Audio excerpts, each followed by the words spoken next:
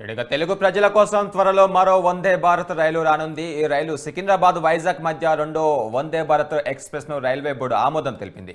ఇక సికింద్రాబాద్ లో ఉదయం 5 గంటలకు ప్రారంభమై వైజాగ్ 1:30 చేరుకుంది. తిరిగి వైజాగ్ నుంచి మధ్యాహ్నం 2:35 ప్రారంభమై రైలు ప్రారంభం కానుంది. ఇక ఈ మార్గంలో డిమాండ్ ఎక్కువగా ఉండడంతో రెండో సర్వీస్ కు ఆమోదం తెలిపింది కేంద్రం. ఇక త్వరలో అధికారిక ప్రకటన వెలువడే అవకాశాలు కనిపిస్తున్నాయి.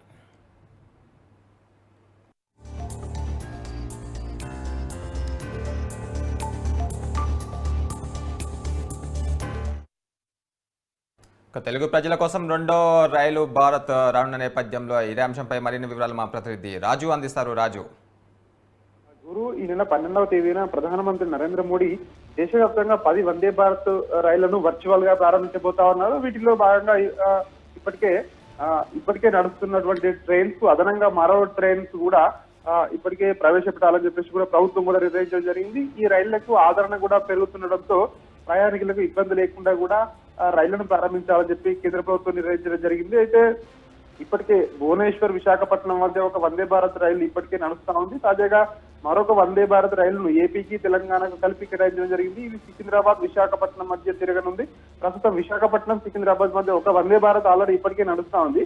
దీనికి ప్రయాణికుల నుంచి మంచి స్పందన వస్తుండడంతో అదేవిధంగా ప్రయాణికులు కూడా కోరుతా ఉన్నారు ఇన్ని రైళ్లు కావాలని చెప్పేసి. ఈ నేపథ్యంలోనే కేంద్ర ప్రభుత్వం కూడా ఈ యొక్క డెసిషన్ తీసుకోవడం జరిగింది. త్వరలోనే దీన్ని పటాలెక్కించే ప్రయత్నం అయితే చేస్తా ఉన్నామని చెప్పేసి కూడా కేంద్ర ప్రభుత్వం కూడా చెప్తా ఉంది. ముఖ్యంగా మారుతున్న కాలానికి అనుగుణంగా ప్రయాణికులకు మెరుగైన రవాణా సౌకర్యాలు అందించాలని చెప్పేసి ప్రధాన నగరాల మధ్య ఉన్న దూరాన్ని తగ్గించే విధంగా కేంద్ర ప్రభుత్వం తీసుకొచ్చినటువంటి వందే భారత్ ట్రైన్లు ఏవైతే ఉన్నాయో ఇవి ప్రజల నుంచి ఆదరణ లభిస్తా ఉంది.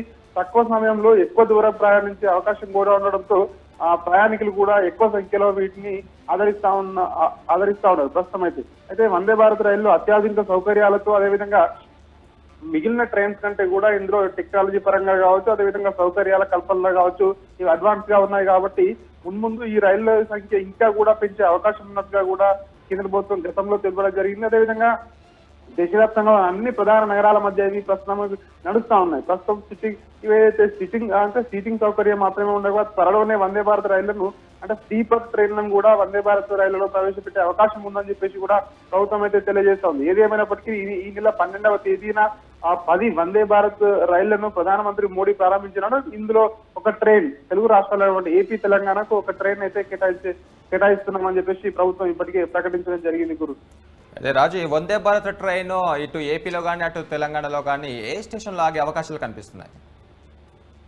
ఖచ్చితంగా అయితే సికింద్రాబాద్ వైజాగ్ మధ్య ఏదైతే వందే భారత్ ఎక్స్ప్రెస్ రైలు ఉందో ఇది సికింద్రాబాద్ లో ఉదయం 5 గంటలకు ప్రారంభమై అదేవిధంగా అక్కడికి వైజాగ్ బయలుదేరనుంది. అదేవిధంగా వైజాగ్ నుంచి మధ్యాహ్నం 2:35 అక్కడి నుంచి ప్రారంభమై ఈ రైలు అయితే నడిచే అవకాశం కనిపిస్తాం. Okay, thank you Raju.